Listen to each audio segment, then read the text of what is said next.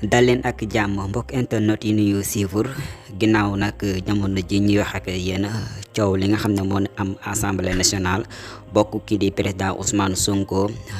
dina bokk am déet ki nga xam ne moo di Guy Marius Sagna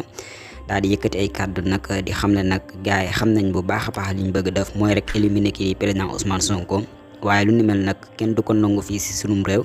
te loolu sax dafa mënul nekk. si boobu jamono kii di Fatou Ndiaye Fouta Tampi ñu gën koo ràññe woon lool si ki ñi ànd ak kii di président Macky Sall moom nag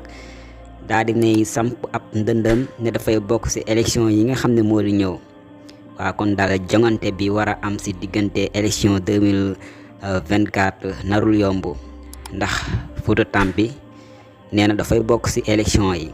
comme ni nga xam ne noonu la ko Aminata Touré dafee di mbokk mu jigéenam.